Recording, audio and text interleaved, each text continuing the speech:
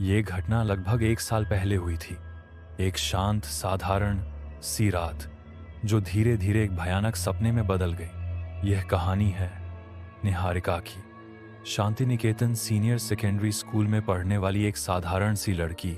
Board परीक्षा नज़दीक थी, इसीलिए स्कूल ने अपनी लाइब्रेरी का समय बढ़ाकर रात 12 बजे तक कर दिया था। निहारिका का घर स्कूल से करीब 10 मिनट की दूरी पर था, इसलिए वह रोज की तरह उस दिन भी शाम 6 बजे लाइब्रेरी पहुंच गई। उसे अंदाजा भी नहीं था कि उस रात उसकी जिंदगी हमेशा के लिए बदलने वाली है। निहारिका पढ़ाई में इतनी मग्न थी कि पता ही नहीं चला कब रात के 10 बज गए।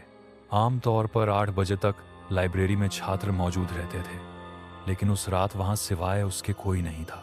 बाहर के कॉरिडोर में अंधेरा था। ट्यूबलाइट की टिमटिमाती रोशनी दीवारों पर अजीब परछाइयां बना रही थी, और तभी लाइब्रेरी में लोंगड़ाकर चलने की आवाज गूंजी। निहारिका डर गई। उसने तुरंत अपनी किताबें समेटी और बाहर निकलने लगी। लाइब्रेरी के बाहर एक लंबा वीरान कॉरिडोर था। जैसे ही वह आगे बढ़ी, उसका दिल धड़कना तेज हो गया, क्योंकि कॉरिडोर के आखिर में एक औरत खड़ी थी। वह हिल भी नहीं रही थी, बस खामोशी से खड़ी थी, मानो किसी का इंतजार कर रही हो। निहारिका को जैसे किसी ने झकड़ लिया हो। उसने हिम्मत जुटाकर पूछा, कौन है वहां? और अगले ही पल वह औरत गायब हो गई। स्कूल से बाहर आते ही निहारिका को लगा कि अब वह सुरक्षित है, लेकिन बाहर का नजारा और भी अजीब था। वह सड़क जो रात के 10 बजे भी दुकानें, रिक्शे और लोगों से भरी रहती थी, आज पूरी तरह सुनसान पड़ी थी। कोई इंसान नहीं, कोई गाड़ी नहीं, सिर्फ हवा का हल्का सा शोर और डरावना सन्नाटा। निहारिका तेजी से घर की तरफ चलने लगी। तभी उसके पैरों के आगे जमीन पर एक लंबा साया दिखाई दिया, एक ऐसा साया जिसकी दिशा में कोई नहीं था। जब उसने धीरे धीरे सिर उठाया, वहां वही औरत थी, लौंगड़ाती हुई, धीमी चाल से आगे बढ़ती हुई। उस औरत का रूप देखने में बड़ा ही डरावना था। फटे पुराने कपड़े, टेढ़े मेढ़े हाथ पैर, बिखरे हुए बाल और एक अजीब गंध जो उसके साथ चलती लग रही थी। निहारिका डर के मारे वहीं रुक गई। उसकी सांसें तेज हो गईं, और तभी वह औरत रुक गई।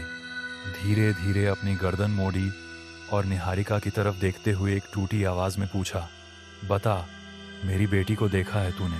उसकी आवाज इतनी असहज और भयानक थी कि निहारिका बोल ही नहीं पाई।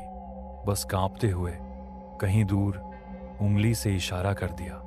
वह औरत कुछ पल उसे देखती रही, फिर उसी दिशा में लौंगड़ाती हुई चल पड़ी। जब वह ओझल हो गई, निहारिका पूरी ताकत से दौड़ पड़ी।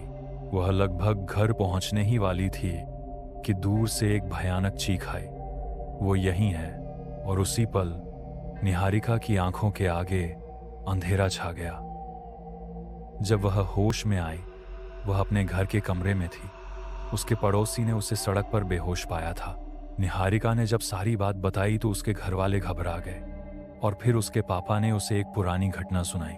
बहुत साल पहले उस इलाके में एक औरत रहती थी, नाम था अघोरी देवी।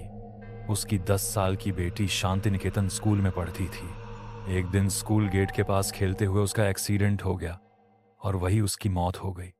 अपनी बेटी का दुख अघोरी देवी सह नहीं पाई।